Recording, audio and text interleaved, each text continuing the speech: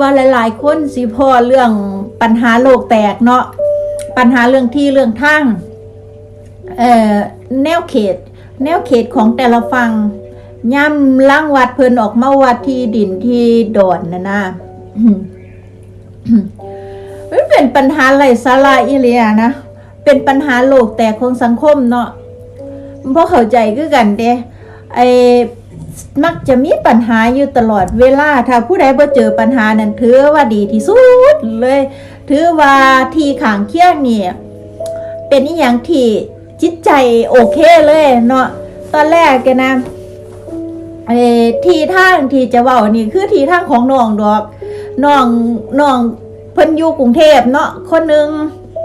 เพิ่นมีกิจการของเพิ่นอยู่กรุงเทพเพิ่นบ่ได้มีเวลาไปบ้านอีหยังเพิ่นก็เลยฝากพี่ฝากน้องเบิ่งดูแลที่ทางไว้ให้เราพอดีเพิ่นว่าเพิ่นอยากล้อมหัวเพิ่นก็เว้ามาโดนแล้วเราว่าอยากล้อมหัวพอดีลิ้นกระถมที่ให้นะเพิ่นก็เลยว่าอยากล้อมหัวบ่เทื่อได้ไปเฮ็ดเฮือนเฮ็ดซ่านย่ำกลับบ้านพอได้ไปพักแน่หาลางเทื่อได้ไปนอนเฮือนเจ้าของเพิ่นก็คิดไปเนาะแนวคนมีทีเนาะก็อยากเฮ็ดอยากสร้างนะก็หลายครั้งหลายคราวเด้เพิ่นอยากเฮ็ดแต่กำแพงแต่ว่าเฮ็ดบ่ได้เพราะว่ามันมีก่อไผ่ที่ข้างเคียงน่ะอันนี้ก่อไผ่ที่ข้างเคียงมันเลยออกมามันละสร้างกำแพงบ่ได้จักเทื่อเพราะว่าเพิ่นก็ไปบอกที่ข้างเคียงน่ะบอกว่าให้เอากอไผ่ออกให้แน่เพิ่นว่าเพิ่นบอกดีๆนี่ล่ะกับพี่น้องกันนี่ล่ะเว้ากันดีๆให้เกียรติซึ่งกันและกันบ่เคยคิดว่าสิทะเลาะหรือว่าอยากได้สมบัติอีหยังทั้งสิ้นนะผู้น้องก็ได้ผู้อยู่เฮือนผู้ได้มอบผู้ได้มอบสิทธิในการดูแลเพิ่นก็ไปเบิ่งหั่นเนาะเพิ่นก็เว้าดีๆนี่ล่ะก็บ่ได้คิดอีหยังเราบ่เทื่อนี่เพิ่นก็อยากเฮ็ดหัวแล้วให้มันแล้วนะให้มันเป็นเขตเป็นแดนอีหยังสิไว้ให้มันสวยงามเพิ่นก็อยากปลูกอีหยังของเพิ่นให้เป็นสัดเป็นส่วนอีหยังสินะมันในเมื่อเพิ่นบ่เอาเพิ่นบ่เอาต้นไผ่ออกจากเทื่อจังซี่นะไปบอกเพิ่นหลายเทื่อแล้วเพิ่นบ่ออกยามก่อไผ่เนาะปลูกมันก็ขยายก่อมันก็ล่ามออกมามันก็ล่ามมาใส่ที่น้องหั่นล่ะเพิ่นก็เลี้ยงเป็ดเลี้ยงไก่เลี้ยงหมูเลี้ยงหยังของเพิ่นนั่นล่ะที่บ่มีเพิ่นก็บ่ได้ล้อมรั้วล้อมหยังเด้แล้วเทื่อนี่พอก่อไผ่มันขยายออกมาเพิ่นก็เลยล้อมก็เลยว่า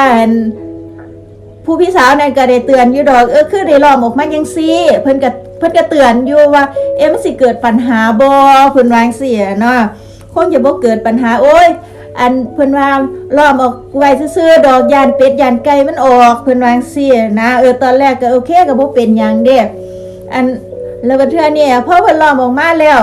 บัดเทื่อนี่น้องมันสิเฮ็ดอีหลีนะมันสิเฮ็ดกำแพงอีหลีมันก็เลยบอกว่าให้เอาออกอีก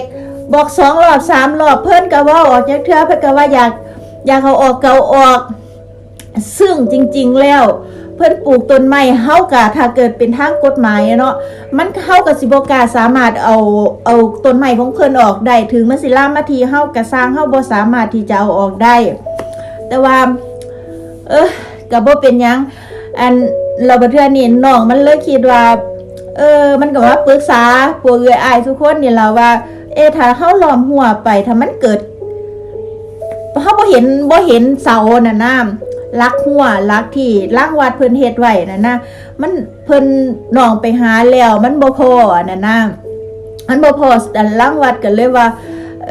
คันซั่นก็ต้องให้ทางเจ้าหน้าที่เพิ่นออกมาล่างวัดเพื่อสิได้ชี้แนวเขตแดนเพราะว่าที่มีโฉนดเราคิดว่าสิบ่มีปัญหาอีหยังนะอันก็ยิ่งตามโฉนดอีหยังไปจังซี่นะน้องว่า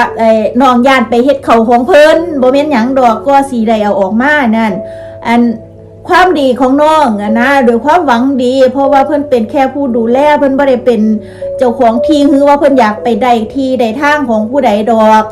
เพิ่นก็เฮ็ดไปตามหน้าที่ดูแลไว้ให้พี่สาวเพิ่นผู้อยู่กรุงเทพจังซี่นะอันบัดเทื่อนี้เพิ่นก็เลยไปเอาเจ้าหน้าที่กระโดนได้เกือบปีพุ่นละไปนัดเจ้าหน้าที่เพิ่นก็เลยออกมาวัดพอถึงมื้อต่างฝ่ายก็ต่างฮู้ว่าเจ้าหน้าที่สิออกมาเด้อมื้อนั้นมื้อนี้เพิ่นก็ว่าก็บอกผู้หลักผู้ใหญ่มาเบิ่งเหมือนสุขุสุคนนั่นล่ะพอดีกับ เพิ่นออกมาแล้วเพิ่นก็วัดแล้วเพิ่นก็เลยให้ที่ข้างเคียงเนี่ยเส้นที่ข้างเคียงก็เส้นเรียบร้อยเด้มันก็คิดว่าสิบ่มีปัญหาอีหยังหั่นนะก็คิดว่าถ้ามันหู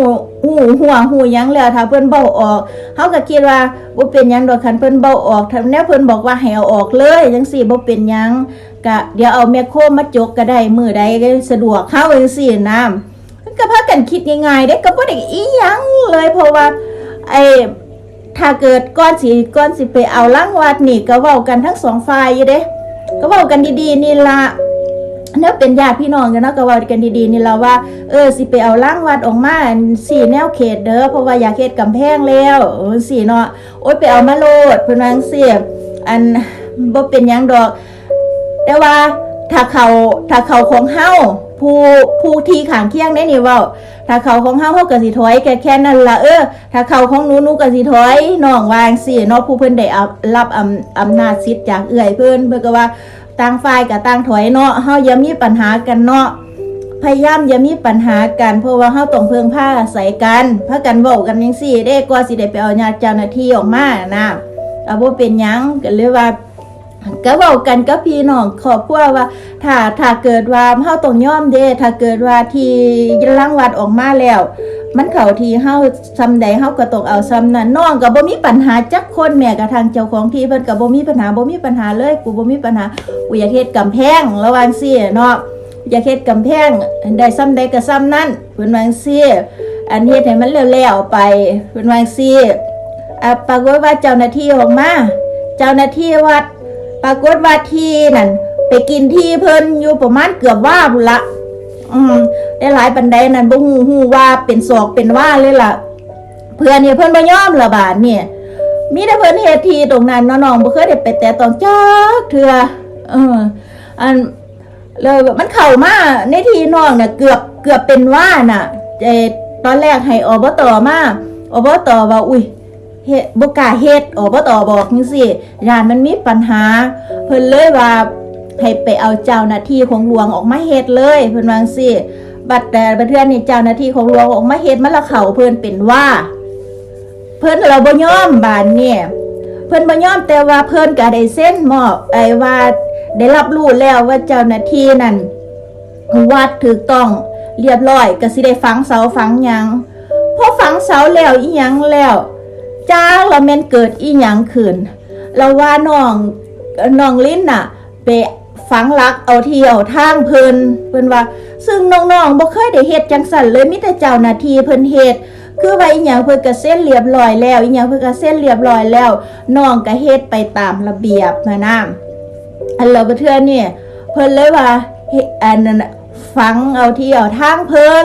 ว่าจังซี่เนาะเอาอาชีว่าฝังเอาที่เอาทั้งเจ้าหน้าที่เพิ่นก็เลยบอกว่าทุกอย่างที่เฮ็ดลงไปมือนี้เจ้าหน้าที่เพิ่นวางสิเนาะทุกอย่างที่เฮ็ดลงไปมือนี้เป็นของหน่วยงานราชการถ้าเกิดว่าที่ข้างเคียงมีปัญหาอะไรให้ไปหาผมที่ชั้น2ของกรมที่ดินได้เลยเพิ่นว่าคือว่าน้องบ่มีสิทธิ์อีหยังแล้วคือว่ามันก็บ่ได้อีหยังเลยคันเกิดว่าถ้าเกิดว่าที่ข้างเคียงมีปัญหาที่ข้างเคียงจะต้องไปยื่นอุทธรณ์กับเจ้าหน้าที่อยู่ชั้น2เพราะว่าเจ้าหน้าที่เพิ่นได้บอกไว้จังซั่นบ่แม่นว่าสิมามีปัญหากับน้องลิ้นเพราะว่าน้องลิ้นน่ะมันบ่ได้มีปัญหาอีหยังเลยมันแค่ดูแลแล้วก็มันแค่เป็นผู้รับรู้รับทราบแค่นั้นเองมันบ่ได้มีอีหยังเลยสิไปโทษมันว่าเอาที่เอาทางมันเป็นไปบ่ได้ดอกพี่น้องเพราะว่า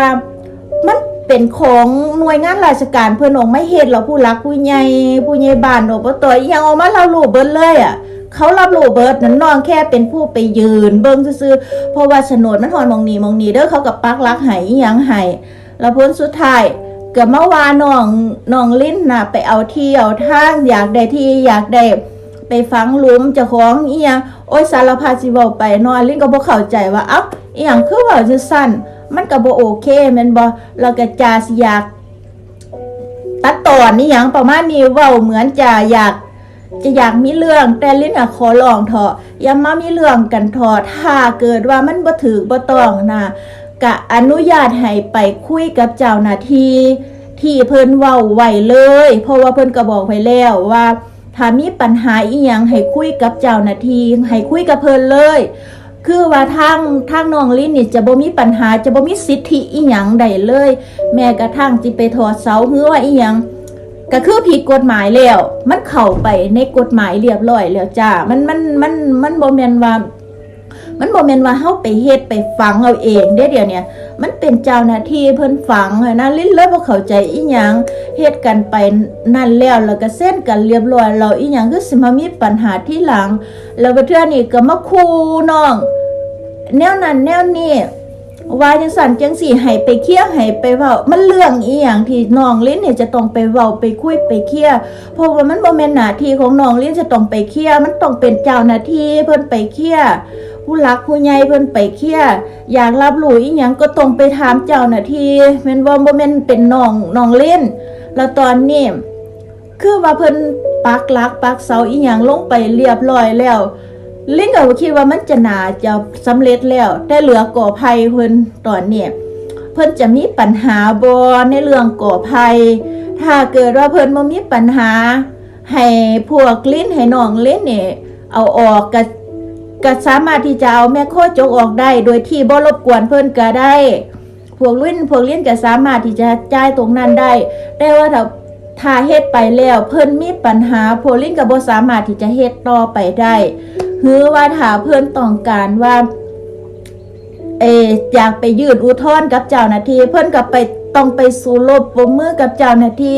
บ่แม่นว่าสิมามีปัญหาหรือว่ามามีเรื่องกับน้องลิ้นแม่นบ่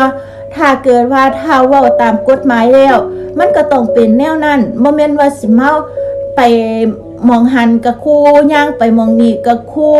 ขับรถตื่นหน้าตื่นหลังครูถามว่าถ้าเกิดว่าถ้าสิเอาเรื่องกันอีหลีเนี่ยกฎหมายซุมื้อนี่มันเร็วอยู่มันต้องศึกษาให้ดีเด้อค่ะมันบ่แม่นว่าสิซาเฮ็ดหยังซุ่มซี่ซุ่มหาไปเรื่อยเปื่อยคนเฮาน่ะถูกสิ่งอย่างมันบ่มีไผโง่บ่มีไผฉลาดแล้วก็บ่มีไผเก่งหรือโง่กว่าไผดอกทุกคนฉลาดหมดถึงจะบ่ได้เรียนในโรงเรียนก็สร้างเฮาก็สามารถศึกษาในอินเทอร์เน็ตอีหยังทุกอย่างเพิ่นบอกเพิ่นสอนหมดกฎหมายอีหยังเพิ่นสอนหมดบ่ต้องให้น้องลิ้นไปเจรจาอีหยังดอกเพราะว่าน้องลิ้นมันบ่ได้มีสิทธิ์ตรงนั้นก็ฝากไว้ให้คิดนิดนึงอะเนาะเพราะว่าทุกคนน่ะเขาก็มีหน้าที่ของเขาถ้าเจ้าบ่มักหรือว่าคิดบ่ถูกต้องอีหยังเจ้าก็ไปโลดก็ไปคุยกับเจ้าหน้าที่เพิ่นโลดชั้น2กรมที่ดินเด้อแล้วบ่ต้องไปคู่คนนั้นแล้วก็คู่คนนี้ให้เขาวันวิตกหรือว่าย่านดอกมันบ่มีไผย่านไผดอกซุมื้อนี้เพียงแต่ว่ามันเป็นหน้ารำคาญถ้าจะเฮ็ดไปแล้วมันก็มีแต่พี่แต่น้องกันให้หันหน้าเข้าหากันคุยกันดีๆจังใดมันก็ต้องพึ่งพาอาศัยกันมันเป็นคนหมู่บ้านเดียวกัน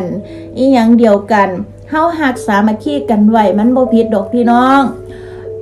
แม่นบ่ถ้าเกิดว่าเฮามีแต่ศัตรูรอบข้างเฮาไปอยู่ไสเฮาก็บ่มีความสุขดอกทุกคนน่ะอยู่ในหมู่บ้านอยู่ในองค์กรเดียวกันน่ะมันต้องรักและสามัคคีกันเฮ็ดหยังให้มันถูกมันต้องเราทุกสิ่งทุกอย่างบ่ว่าสิเป็นการยิ่ง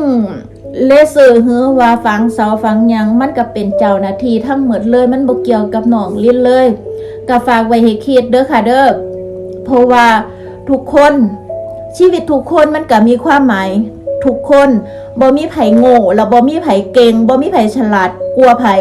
แล้วก็บ่ต้องมาต่อแย่กันดอกเว้ากันดีๆคุยกันดีๆตกลงกันดีๆให้ได้